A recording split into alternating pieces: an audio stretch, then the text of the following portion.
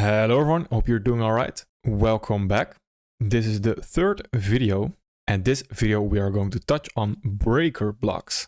Breaker blocks are often confused with mitigation blocks.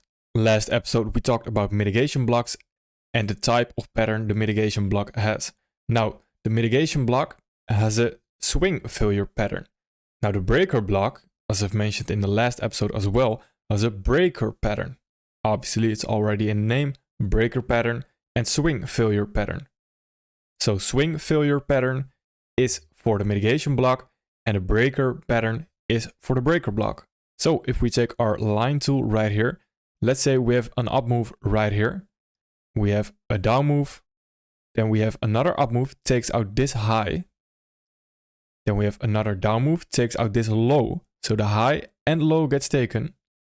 Then we move back into the low of this bearish breaker block.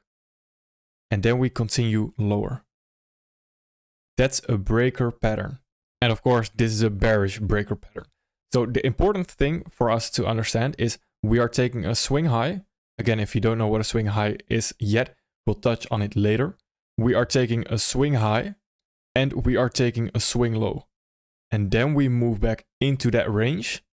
This down candle, if it's a bearish break block, we use the down candle and then we drop lower. Now, if we want to draw a bullish breaker block, it would look something like this. So we have our low, we create some sort of swing high, we take out the swing low, we move back above the swing high, the high right here, the up candle gets traded back into, and then we continue higher. That's a breaker block. Now, can you see the difference between a breaker block and a mitigation block? The mitigation block would be somewhere around here, because that's your swing failure pattern. First breaker, then after we might get a swing failure pattern. And the logic behind a breaker block is pretty similar to a mitigation block. If we are coming down right here and there are people buying this leg up, so once we drop down below this low, people who bought here get a chance to mitigate those orders. So they get a chance to release themselves. Price is offering fair value. After they had a chance to mitigate those orders, price will drop off again. Now let's dive into a chart and give you some real-time examples as well. All right, so the first example right here is a bearish example. We were coming off of some sort of weekly premium array. Now I'm going to basically emphasize more on confirming a higher time frame premium and discount arrays. Because a mitigation block, an order block, a breaker block, every PD array is useless if you don't have a higher time frame narrative, a higher time frame bias. So we need to have a higher time frame PD array. And then in the lower time frame, because the same stuff happens on the lower time frame. On the lower time frame, we can confirm that PD array with another breaker block, a mitigation block, an order block, etc. So weekly premium array, right here we are on the 1 hour time frame, and you can see the pattern right here. We are dropping lower, creating this swing high.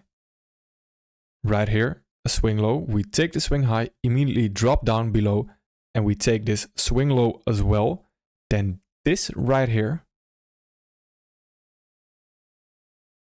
this wick that's overlapping with the fair value gap, this down candle becomes our bearish breaker block.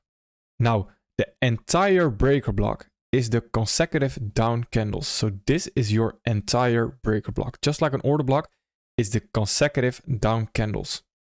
For mean threshold, it would be this right here, the bodies of the candles, and these ideally shouldn't get disrespected.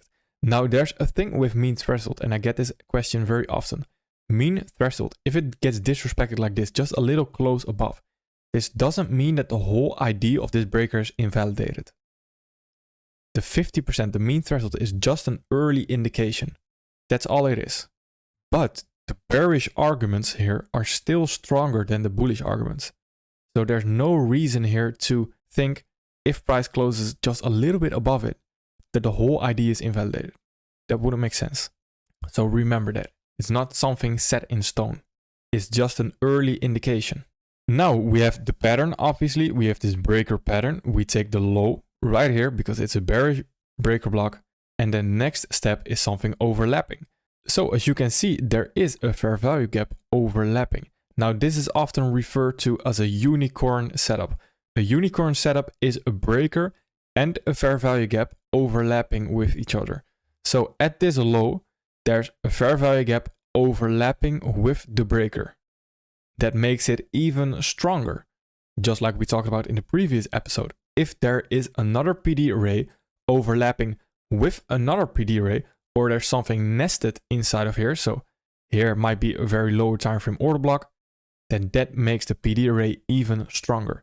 Because then you have multiple confluences instead of having one.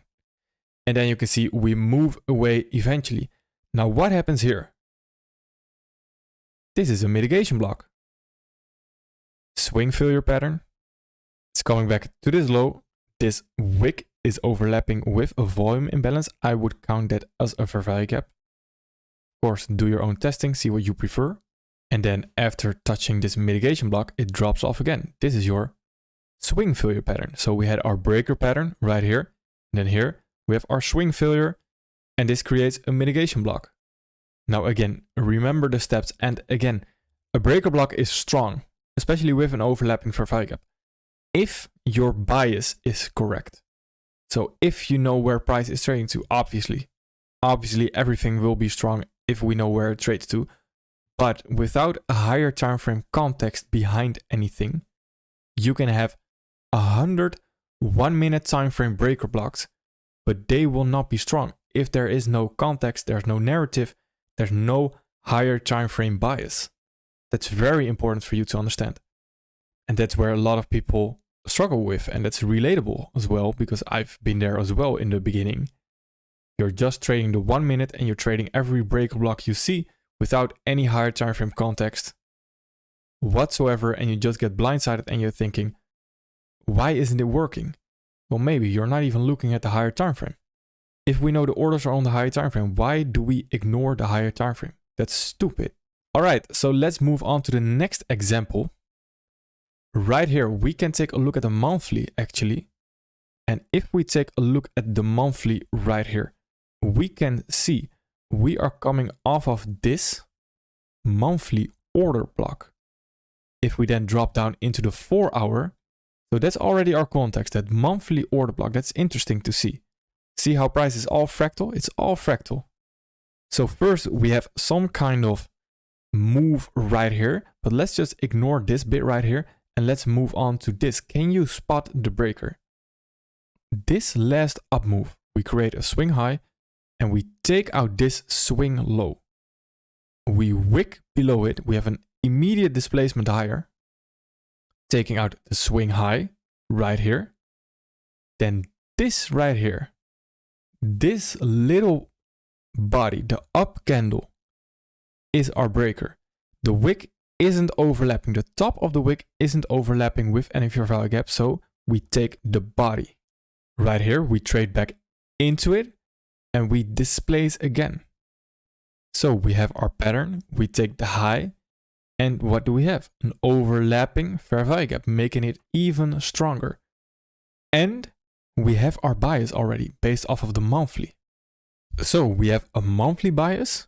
Our 4 hour aligns with that bias. We have a breaker block right there. Then if we drop into the lower time frame right in this section, we can see the exact same thing. It's all fractal. So if we take a look at this right here, this is our 4 hour breaker coming into a monthly order block, 4 hour breaker. What are we seeing right here? We're coming into this breaker, 4 hour breaker on the 5 minute time frame. We're moving higher. This high fails to take out this low. What is this high? After we take out this high, right here, this high is now not a breaker, a mitigation block. This is your swing failure pattern. Breaker pattern, swing failure pattern.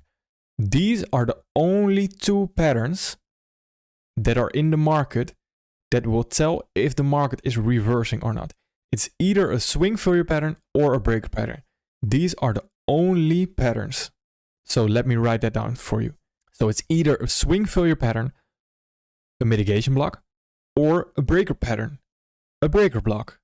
That's all you need to know on how to spot when a market is reversing. These two patterns are the only reversal patterns. So right here, this is a swing failure pattern. What is overlapping with this mitigation block? We have this gap, this volume imbalance. Below it is a little fair value gap. And you can see we are pushing higher after that. See how this video already gave a lot of information. And the breaker is not that difficult to spot. Just train your eyes to see it and see it. Having it in the right context, that's important. See how we just had this order block? We only knew about order block, breaker block, mitigation block, and we just had a trade opportunity right here. Only by knowing order block, mitigation block, breaker block. The only three things we talked about so far. And we just had a trade opportunity right here. See what I'm saying? You don't need a lot to be profitable here. The order block, mitigation block, breaker block already gave your bias. You don't need to know a lot to be profitable. Now, last example right here. We're coming off of this previous order block like we talked about. It's overlapping with a mitigation block. And right here, we are taking this swing high. So we have the pattern. We have a swing low, swing high. We take the swing low, take the swing high, bullish breaker. As soon as we take, so we don't need to close above it. Of course, that's a nice confluence to have. As soon as we wick above this high, this breaker block gets confirmed. So we can already expect higher prices as soon as we trade back into it. Here we can already expect higher prices. So pattern, high, overlapping, fair value gap. See how we sting into the fair value gap? Right there. And push higher. Can you see how these three PD arrays, the order block, mitigation block, breaker block, already give you so much context? All right, now for you, please go ahead and study the breaker block. See how order block, mitigation block, and breaker blocks already give a lot of context, already can give you your bias. And then I'll see you in the next video on Friday. All right, thank you.